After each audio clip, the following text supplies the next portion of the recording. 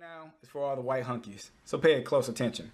If you're a cracker, a peckerwood, a redneck, a hunky, a white devil, specifically you little 12 and 13-year-old children that love to play Call of Duty and watch my GTA 5 videos, white people, I fucking hate them.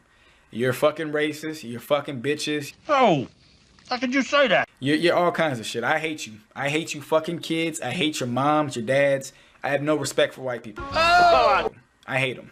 So anybody watching this fucking video, if you're white and you get offended by this, I don't give a fuck about the world. So if you're black and you represent what I represent, hit me up. I'm all about it. You know what I'm saying? Peace to the people. Black, brown, red, yellow, but not white. So if you white, it ain't right, get the fuck out of sight. So let's come back, think this bigger and smarter and not fight each other. So let's put that date on it, man, for when we meet. We're gonna be out here again. It ain't the problem getting the rest. That makes me royalty. You putting jewelry on my wrist, and I'm like Martin Luther King and Malcolm X and everybody else. We're gonna do it with a plan.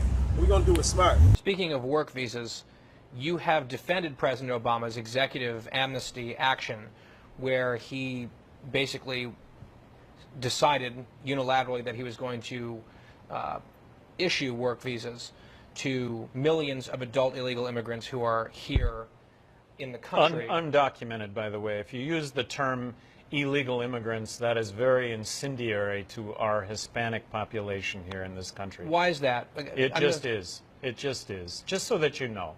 Just so that you know and you don't have to use that term. But isn't the term accurate in the sense that they entered the country, they immigrated to the country illegally, so they are... They came into this country because they couldn't get in legally, and the jobs existed. And you or I would have done the same thing. And we're talking about now, coming from New Mexico, a population with 48% Hispanic, how's the crackdown on 11 million undocumented workers going to work out? It's going to be dragging people from their homes. That's how it's going to work out. It's going to be checking your papers house to house. And I got to tell you, what Donald Trump is saying regarding immigration could not be more incendiary. It is insulting to me coming from New Mexico. Isn't it, though, unfair to compare, let's say, everything that Donald Trump's saying to simply using the term illegal immigrant? I mean, if I were in... Undocumented. Okay, that's when you go back decades ago, this was not considered illegal. When you go back decades ago, which involve a lot of these 11 million, it wasn't the same issue as it is today. They came over, they were undocumented, they took jobs, they became homeowners, they became fathers, mothers of families. One of the great untold stories right now also is the fact that Obama has deported 2 million heads of household. He has broken up 2 million families in this country. But just, and we'll move on from this point, but if you enter the country without documentation, is that or is that not an illegal act? Well, you're describing that as something criminal when you go back. It's a pretty simple, the way I asked the question was relatively simple. Is it an illegal act to enter the country in violation of our immigration laws? Technically, yes. Thank you! Okay, we don't have to parse the rhetoric, and I understand. And just so that you know, when you use that term illegal immigrants, you are upsetting a lot of people by saying that. Just so that you know. Okay, noted. Please tell me. Please tell me. I'll wait. I'll wait. Tolerance at UC Berkeley, everybody. It's what tolerance looks like.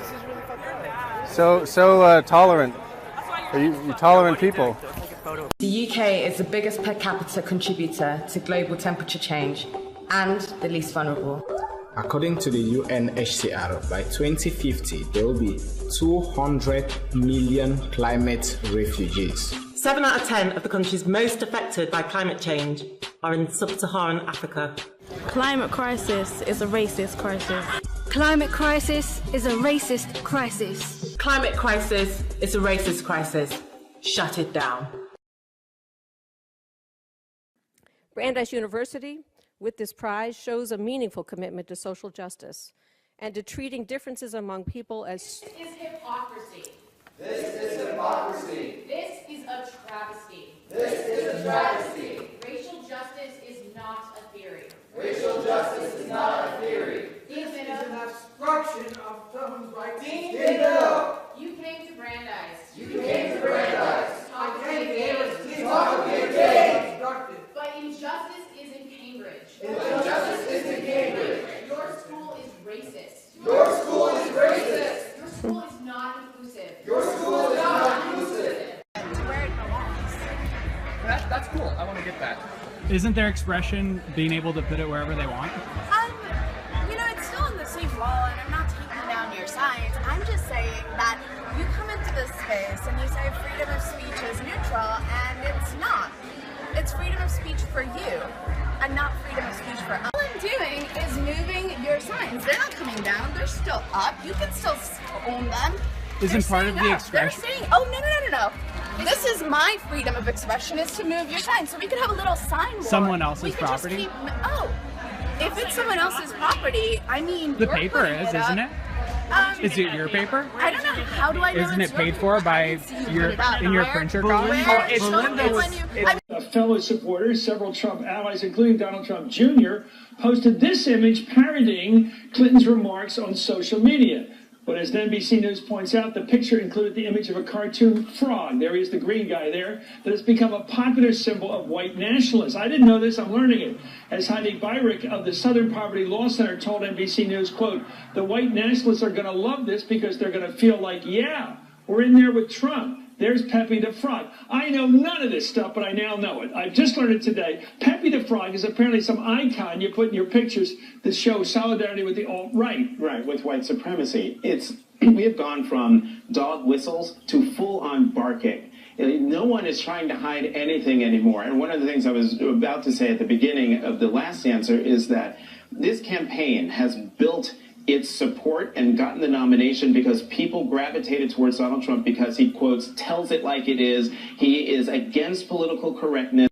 Explain the Pepe the Frog meme and how it relates to our current events, our current moment. The Daily Beast and Olivia Nuzzi has a brilliant deep dive into who Pepe the Frog is. But needless to say, it started out as this white nationalist underground symbol. It got co-opted into the mainstream. Katy Perry even tweeted an image of it once. And then now the white nationalist movement is trying to bring it back and make it their own again. And they've done that successfully during this campaign season. And so you'll often see him, and I'm sure you guys get this like I do, on your Twitter feed, where people who will be trolling you about Donald Trump and attacking you about Donald Trump will often have that face as their avatar.